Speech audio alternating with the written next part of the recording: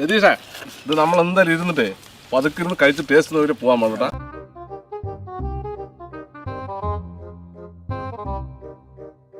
നല്ല ടേസ്റ്റ് ഉണ്ട്. നല്ല ടേസ്റ്റ് ഉണ്ട്. എന്തൊക്കെ കാണണം മക്കളെ, എന്തൊക്കെ കാണണം ബിഗ് ബോസിൽ. ഞാൻ ഇന്നലെ രാത്രി പറഞ്ഞല്ലോ, നമ്മൾ പിന്നെ വീഡിയോ കണ്ടവർക്ക് അറിയാം. വേഗം പോയി ലൈവ് വെക്കട്ടെ, കാരണം രാത്രി ആവുന്ന സമയത്താണ് നമുക്ക് കാര്യമായിട്ടുള്ള എൻ്റർടൈൻമെൻറ്റ് വരുന്നതെന്നുള്ളത്. ഇത് ബാപ്പ അല്ല, ബാപ്പാൻ്റെ ബാപ്പ വന്ന് പറഞ്ഞാലും യാതൊരു ചേഞ്ചും ഉണ്ടാവില്ല എന്നുള്ള കാര്യം തെളിയിച്ചുകൊണ്ടിരിക്കുകയാണ്. ഇന്നലെ രാത്രി ലൈവിൽ നിങ്ങൾ കണ്ടതാണ് ഈ ഒരു പുതിയ കളി, തൊടയിൽ നുള്ളിക്കളി. അതായത് രണ്ടാളും കൈ പൊന്തിച്ച് പിടിച്ചിട്ട് ഒരാൾ മറ്റാളുടെ തൊടയിൽ നുള്ളുന്ന സമയത്ത് എന്താ കാണിക്കണോ, കഴിഞ്ഞപ്പോൾ പിടിക്കണ പോലെ കാണിക്കണോ അതോ കൈ തട്ടി മാറ്റണോ, എന്താ ആ ഗെയിം എന്താണെന്നുള്ളത് മനസ്സിലായില്ല കേട്ടോ. ആ ഗെയിമിൻ്റെ എന്താ പറയുക ഡീറ്റെയിൽസോ അല്ലെങ്കിൽ അതിൻ്റെ നിയമാവലിയോ കാര്യങ്ങളോ ആർക്കെങ്കിലും അറിയുന്നുണ്ടെങ്കിൽ നിങ്ങളൊന്ന് കമൻറ്റ് ചെയ്യുക. ഈ ഉദയനാണ് താരം സിനിമയിൽ ജഗതി ചേട്ടൻ പറഞ്ഞ പോലെ പിന്നെ ഞാൻ തന്നെ ഗവേഷണം നടത്തി കണ്ടെത്തിയ 3-4 രസങ്ങൾ വേറെ എന്ന് പറഞ്ഞാൽ ബിഗ് ബോസ് അത്യാവശ്യം നല്ല രീതിയിലുള്ള കളികൾ അവിടെ കൊടുക്കുന്നുണ്ട്. ഈ കളി ഒന്നും പോരായിട്ടാണ് ഇവരെന്നെ സ്വന്തമായിട്ട് ഗവേഷണം നടത്തി കണ്ടെത്തി ഈ തൊടയിൽ നുള്ളിക്കളി. ബാപ്പയും ബാപ്പേൻ്റെ ബാപ്പയൊക്കെ ഒരുപാട് വരേണ്ടി വരും കേട്ടോ. ഓക്കെ, എന്താണെന്നുണ്ടെങ്കിൽ ജാസ്മിൻ ഗബ്രി കോംബോ യാതൊരുവിധ ഉളുപ്പും പുളിയും ഒന്നുമില്ലാതെ ബാപ്പാൻ്റെ വാക്ക് പോലും കേൾക്കാതെ, അല്ല അത് അവൾ തന്നെ പറഞ്ഞിട്ടുണ്ടല്ലോ, എനിക്കെൻ്റെ തന്ത വന്ന്, എനിക്ക് തന്ത എന്നൊക്കെ പറയുമ്പോൾ തന്നെ എനിക്കെന്തോ പോലെ തോന്നുന്നു. എനിക്കെൻ്റെ ബാപ്പ നല്ല വേർഡ് അവൾ ഉപയോഗിച്ചിട്ടുള്ളത്. പറഞ്ഞാലും ബാപ്പാടെ അടുത്ത് പോലെ എനിക്ക് അങ്ങനെയാണ്, തന്തയുടെ അടുത്ത് പോലെ എനിക്ക് അങ്ങനെയാണെന്ന് അവൾ പറഞ്ഞിട്ടുള്ളത്. അപ്പോൾ അത് അവൾ പറഞ്ഞു, ശരിയാണ്, ഇത് പ്രവർത്തിക്കണം അല്ലേ, ആ പ്രവർത്തിച്ചുകൊണ്ടിരിക്കുകയാണ്. എന്താണെന്നുണ്ടെങ്കിൽ ജാസ്മിൻ ഗബ്രി കോംബോ അടിച്ചുപൊളിയായിട്ട് മുന്നേറിക്കൊണ്ടിരിക്കുകയാണ്. ഒരു കാര്യം ഉറപ്പാണ്, ജാസ്മിൻ്റെ ഫാമിലി, കഴിഞ്ഞ പ്രാവശ്യം ഞാൻ വളരെ ക്ലിയർ ആയിട്ട് ഞാൻ പറഞ്ഞിരുന്നു, അറം പറ്റിയ പോലെ ഇതേ സിറ്റുവേഷൻ ഉണ്ടായി. ഇപ്പോൾ ജാസ്മിൻ്റെ ഫാമിലി മനസ്സുകൊണ്ട് കംപ്ലീറ്റ് പ്രാർത്ഥിക്കുന്നതും വിചാരിക്കുന്നതും ഗബ്രി അവിടുന്ന് ഔട്ടായി പോകണമെന്നായിരിക്കും. അല്ലാണ്ട് ബ്ലോക്കല്ല, ഇനിയിപ്പോൾ പഞ്ചായത്ത് വന്നു കഴിഞ്ഞാലും അവിടെ ഒരു കാരണവശാലും മകളുടെ സ്വഭാവം മാറാൻ പോകുന്നില്ല എന്നുള്ളത് ആ ഫാമിലിക്ക് വളരെ വൃത്തിയായിട്ട് മനസ്സിലായിട്ടുണ്ടാവും. ഓക്കെ, ഇനി കാര്യത്തിലേക്ക് വരാം. ഇന്ന് രാവിലെ നോക്കുന്ന സമയത്ത് നമ്മുടെ ജാസ്മിൻ്റെ എക്സ് ലവർ മുന്നക്കായ പാവം മനുഷ്യൻ അല്ലേ, മുന്ന അബ്രഹാമിൻ്റെ ഒരു ചാനലിൽ ആൾ ഒരു രണ്ടാമത്തെ വീഡിയോ, ഫസ്റ്റ് വീഡിയോ പുള്ളിയുടെ 11,000 സബ്സ്ക്രൈബേഴ്സ് ഉണ്ട് യൂട്യൂബിൽ. അങ്ങനെ ഈ ചങ്ങാതി യൂട്യൂബർ ആണോ? പക്ഷെ അല്ല, ആൾ 2 വീഡിയോ ഇട്ടിട്ടുള്ളൂ. അപ്പോൾ 2 വീഡിയോ കൊണ്ട് ഇയാൾക്ക് 11,000 സബ്സ്ക്രൈബേഴ്സ് കയറിയെങ്കിൽ അത്യാവശ്യം നല്ല രീതിയിൽ ആൾക്കാർക്ക് ഇത് അറിയാൻ താല്പര്യം ഉണ്ടെന്ന് അർത്ഥം. ഏകദേശം 4 ലക്ഷം ആൾക്കാർ കണ്ടൊരു വീഡിയോ ഓൾറെഡി ഉണ്ട്. ഇപ്പോൾ 10,000-30,000 ആൾക്കാർ ഇപ്പോൾ പുള്ളിയുടെ വീഡിയോ കണ്ടിട്ടുണ്ട്. മുന്നയുടെ ഒരു വീഡിയോ വന്നിട്ടുണ്ട്, അതിൽ കുറച്ച് കാര്യങ്ങൾ എക്സ്പ്ലെയിൻ ചെയ്യുന്നുണ്ട്. ഞാൻ കഴിഞ്ഞ പ്രാവശ്യം, നിങ്ങൾ എത്ര പേരുടെ വീഡിയോ കണ്ടിട്ടുണ്ടാറില്ല, കഴിഞ്ഞ പ്രാവശ്യം ജാസ്മിൻ്റെ ഉപ്പാൻ്റെ ഇൻ്റർവ്യൂ വന്ന സമയത്ത്, ഉമ്മാൻ്റെ ഇൻ്റർവ്യൂ ഇതിൽ വന്ന സമയത്ത് ഞാൻ പറഞ്ഞിരുന്നു, ഒരു കാരണവശാലും ഇവർ ഇപ്പോൾ ഒരു ഇൻ്റർവ്യൂ കൊടുക്കാൻ പാടില്ലായിരുന്നു എന്ന്. ഞാൻ അതാ പറഞ്ഞത്, നമ്മുടെ ഒരു അഭിപ്രായ പ്രകാരം. കാരണം വെച്ചാൽ അവർ ഇത് ഏറ്റവും കൂടുതൽ ഇനി അവർ സൈബർ ബുള്ളിങ്, ഇതുപോലെ ജാസ്മിന് മാത്രം കിട്ടിയാൽ മതിയായിരുന്നു. ഇനി അവർ ആ കുടുംബം മൊത്തം കംപ്ലീറ്റായിട്ട് എക്സ്പോസ്ഡ് ആയ സ്ഥിതിക്ക് അവർ ഇനി കംപ്ലീറ്റായിട്ട് സൈബർ ബുള്ളിങ് ഏറ്റെടുക്കാൻ വരാൻ പോവുകയാണ്. പല ആൾക്കാരും ഇതിന് മറുപടികളൊക്കെ ആയിട്ട് വരുന്നു. ഞാൻ അന്ന് തന്നെ ക്ലിയർ ആയിട്ട് പറഞ്ഞിരുന്നു.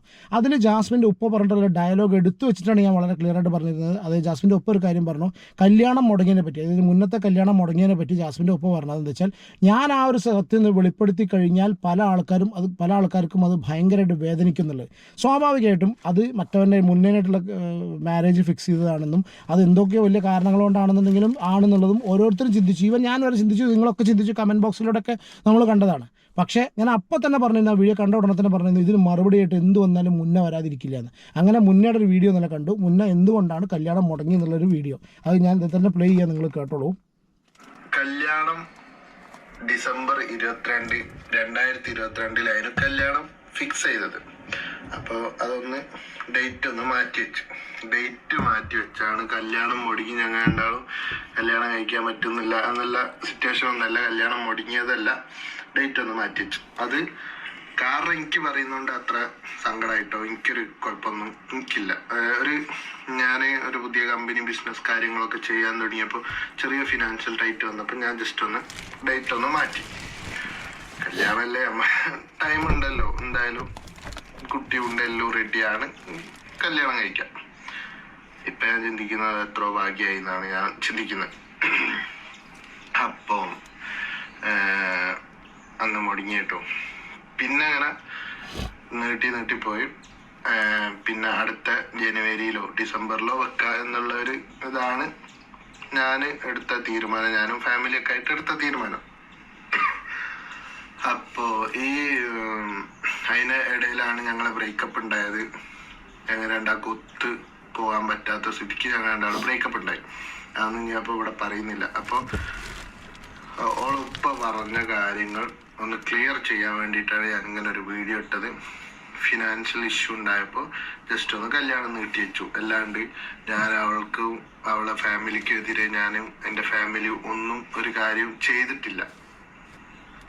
മൂപ്പര് പറയുന്ന കേട്ടാൽ അങ്ങനെയൊക്കെ പലതും ചിന്തിക്കുക. ഞാനങ്ങനെ കേട്ടിട്ടാണ് പലതും ഞാനങ്ങനെ ഉദ്ദേശിക്കുന്ന ആൾക്കാർ പലതും സീരിയസ് ആയിട്ട്. കാരണം ഇതിൻ്റെ കമൻറ്റ് ബോക്സ് ഒക്കെ നോക്കുന്ന സമയത്ത് കംപ്ലീറ്റ് ആയിട്ട് ഇവനെ ചീത്ത പറച്ചിലും കാര്യങ്ങളും ആയിരുന്നു. കാരണം വെച്ചാൽ ജാസ്മിൻ്റെ ഫാൻസാണ്. അതിപ്പോൾ ഇനി മൂപ്പരനെ ബാപ്പന്നെ വെളിപ്പെടുത്തി 60% ഫേക്കാണ് 40% ഇതാണെന്നുള്ളത്. അപ്പോൾ ആ ഫേക്കും പരിപാടിയും കാര്യങ്ങളും എല്ലാവരും എല്ലാ ഭാഗത്തും ചെയ്യുന്നുണ്ടായിരിക്കും വിചാരിക്കുന്നു അല്ലേ? അല്ല, എല്ലാ ഭാഗത്തും ചെയ്യുന്നുണ്ടല്ലോ എന്നൊക്കെ ഞാൻ വിചാരിക്കുന്നു. അപ്പോൾ മൂപ്പര് അതിന്റെ വ്യക്തമായിട്ടുള്ള കാരണം പറയണം. ഈ റമളാൻ മാസത്തിൽ ഇങ്ങനെ ഓരോന്ന് പറഞ്ഞ് അങ്ങോട്ട് പറഞ്ഞ് ഇങ്ങോട്ട് പറഞ്ഞ് ഇതിനൊന്നും എനിക്ക് തീരെ താല്പര്യമില്ല. അപ്പോൾ ഇനി മൂപ്പരിന് ലൈവ് കൊടുക്കുകയോ വീഡിയോ ഉണ്ടാക്കുകയോ ആരോ എന്തോ പറയുകയൊക്കെ ചെയ്യുകയാണെങ്കിൽ പോലും എൻ്റെ പേര് അതിൽ വലിച്ചിടാനോ എൻ്റെ ഫാമിലിനെ വലിച്ചിടാനോ ഒന്നിനും നിൽക്കണ്ട. എനിക്കത് താല്പര്യമില്ല. അപ്പോൾ ഇത് ഇവിടെ വെച്ച് നിർത്തണം. ഇനി എന്നെ ഇതിലേക്ക് വലിച്ചിട്ട് എനിക്കും ഒരു ഫാമിലിയും എനിക്കും ഒരു കല്യാണം കഴിക്കേണ്ട ആവശ്യങ്ങളൊക്കെ ഉണ്ടാവും. അപ്പൊ നിങ്ങളെ മകളുടെ കല്യാണം ഉറപ്പിച്ചു എന്നും നിങ്ങളുടെ മകളെ എല്ലാ ഇതും കഴിഞ്ഞു എന്നൊക്കെ നിങ്ങൾ തന്നെ പറയുന്നുണ്ട്. അപ്പോൾ ഞങ്ങൾക്കും ഉണ്ട് ഒരു ഭാവിയും ലൈഫും കാര്യങ്ങളൊക്കെ ഞങ്ങൾക്കുണ്ട്. അപ്പൊ ഇങ്ങനെയൊക്കെ പലതും പറഞ്ഞുണ്ടാക്കുമ്പോൾ ആൾക്കാർ പലതും ചിന്തിക്കും. അപ്പൊ അതൊന്നും ഇനി വേണ്ട എന്നാണ് ഞാൻ പറയുന്നത്. പ്ലീസ്. ഞാൻ കഴിഞ്ഞ പ്രാവശ്യം ഈ വീഡിയോ ചെയ്ത സമയത്ത് ഇവന് റിലേറ്റഡ് ആയിട്ടുള്ള വീഡിയോ ചെയ്ത സമയത്ത് ഞാൻ പറഞ്ഞു ഇവനൊരു ജെന്യുവൻ പേഴ്സണായിട്ട് എനിക്ക് ഫീൽ ചെയ്തു. ഇവന് വേണമെന്നുണ്ടെങ്കിൽ ഈ ഒരു ചാൻസ് മുതലാക്കി അത്യാവശ്യം 10-12 സബ്സ്ക്രൈബേഴ്സ് ഇതിലായി ഈ ചാൻസ് മുതലാക്കി അത്യാവശ്യം കുറച്ച് വീഡിയോസ് ഇടാം ഇവന് വേണമെന്നുണ്ടെങ്കിൽ. പക്ഷെ ഇവന് അത്യാവശ്യം കുറച്ച് പ്രൈവസി കീപ്പ് ചെയ്യണം എന്ന ആഗ്രഹമുള്ള സ്ട്രേറ്റ് ഫോർവേഡ് ആയിട്ടൊരു മനുഷ്യനായിട്ട് എനിക്ക് ഈ മുന്ന അബ്രാമിനെ ഫീൽ ചെയ്തിട്ടുണ്ട്. ആ ഒരു കാര്യം കൊണ്ട് തന്നെ സീരിയസ് ആയിട്ട് പറയാം. അവൻ പറഞ്ഞ വലിയൊരു പോയിൻ്റാണ് അല്ലേ? പരിശുദ്ധ റമദാൻ മാസമാണ്. ജാസ്മിൻ അതിൻ്റെ ഉള്ളിൽ പോയി ഗെയിമാണ് കളിക്കുന്നത്, ഗെയിമിന് വേണ്ടി പോയതാന്ന് ഇരിക്കുക. പക്ഷെ പുറത്തുള്ള ആൾക്കാർ നോമ്പും നോറ്റ് ഈ വക പിന്നെ വർത്തമാനങ്ങളിൽ ദയവ് ഇത് ഏർപ്പെടാതിരുന്നാൽ ഈ ഒരു മാസം അറ്റ്ലീസ്റ്റ് ഏത് കാലമാണെന്നുണ്ടെങ്കിലും മനുഷ്യന് സെയിം തന്നെയാണ്. പക്ഷേ നിങ്ങളെ സംബന്ധിച്ച് ഇത് ഈ ഒരു പരിശുദ്ധ റമദാൻ മാസം എന്ന് പറഞ്ഞാൽ അത്രയും ഇമ്പോർട്ടൻ്റ് ആണ്. അപ്പോൾ ആ മാസത്തിൽ ദയവ് ചെയ്ത് ഇതുപോലുള്ള കാര്യങ്ങൾ ചെയ്യാതിരിക്കുക.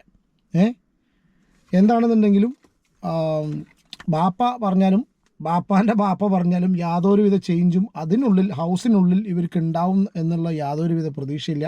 പുറത്തുള്ള ആൾക്കാർ ശ്രദ്ധിക്കുക ദയവേത്. ഇനി നമ്മൾ പറയാൻ ആരുമില്ല, പക്ഷെ എന്നാലും സോഷ്യൽ മീഡിയയിൽ ഇങ്ങനത്തെ കാര്യങ്ങളൊക്കെ നിങ്ങളൊക്കെ സോഷ്യൽ മീഡിയയിൽ ഇത് എടുത്തു കൊണ്ടുവരുന്നതുകൊണ്ട് മാത്രമാണ് നമ്മളടുത്ത് റിയാക്ട് ചെയ്യുന്നത്. അല്ലാണ്ട് പേഴ്സണലി ഒരാളുടെ ഇതിലേക്കും നമ്മൾ ചകഞ്ഞു പോയിട്ട് ഒന്നും ചെയ്യാൻ നിൽക്കുന്നില്ല. ഇൻ്റർവ്യൂ കൊടുക്കണോ കൊടുക്കണ്ടേ എന്നുള്ളതൊക്കെ നിങ്ങളുടെ ഇഷ്ടമാണ്. പക്ഷേ ഇൻ്റർവ്യൂ കൊടുത്ത് കഴിഞ്ഞതിന് ശേഷം അതാരും ചർച്ച ചെയ്യാൻ പാടില്ല എന്ന് പറയുന്നത് ഒരു സുഖമുള്ള കാര്യമല്ല.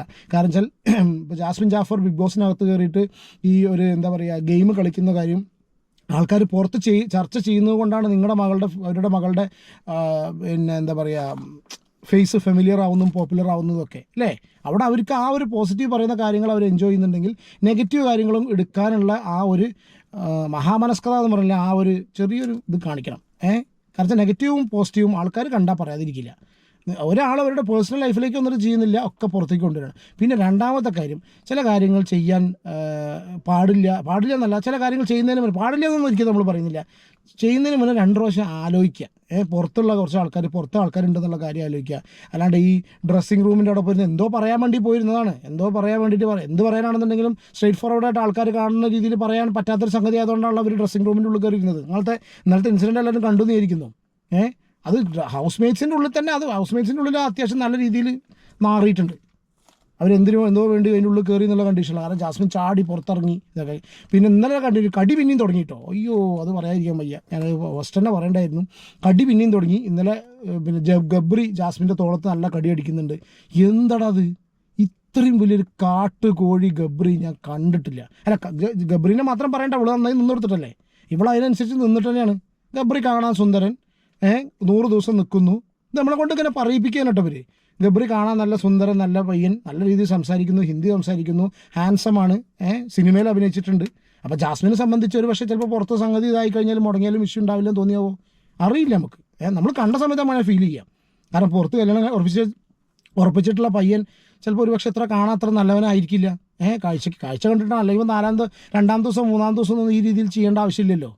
കാണാൻ അത്രയ്ക്ക് ഗ്ലാമർ ഉണ്ടായിരിക്കില്ല, അത്രയ്ക്ക് ഹാൻസം ആയിരിക്കില്ല പാവം, അല്ലേ? മറ്റവൻ പറഞ്ഞ മാതിരി മറ്റവൻ ഭാഗ്യവാൻ എന്ന് പറഞ്ഞിട്ടാണ് അവൻ ഇപ്പോൾ അവനെ പറഞ്ഞു നടക്കുന്നത്. അങ്ങനെയൊന്നും പറയുന്നില്ല, അവരെ കല്യാണം മുടക്കണം, പേഴ്സണലി പോകണമെന്നൊന്നും നമ്മൾ പറയുന്നില്ല, അതിനുള്ള അങ്ങനെ ഒരു ആഗ്രഹമൊന്നുമില്ല. പക്ഷേ എന്താണെന്നുണ്ടെങ്കിലും ഇപ്പോൾ ചെയ്യുന്ന കാര്യങ്ങൾ, അതിൻ്റെ ഉള്ളിൽ ചെയ്യുന്ന കാര്യങ്ങൾ ഒഴിവാക്കാമായിരുന്നു. കാരണം ആ ഹൗസിനുള്ളിൽ അതേ പ്രായത്തിൽ അല്ലെങ്കിൽ അതേ സിറ്റുവേഷനിൽ നിൽക്കുന്ന ഒരുപാട് സ്ത്രീകളുണ്ട്. ഇവരൊന്നും ഈ പരിപാടി കാണിക്കാണ്ട് ഒരു ജാസ്മിൻ ജാഫർ മാത്രം കാണിക്കുന്നുള്ളതിൻ്റെ അർത്ഥം അത് നമ്മളെ കുറ്റം പറയാൻ വരണ്ട. അത് കാണിച്ചുകൊണ്ട് മാത്രമാണ്, കാണിക്കുന്നിടത്താണ് നമ്മൾ പറയുകയും ചെയ്യും. നിങ്ങളുടെ അഭിപ്രായം കമൻറ്റ് ചെയ്യാം.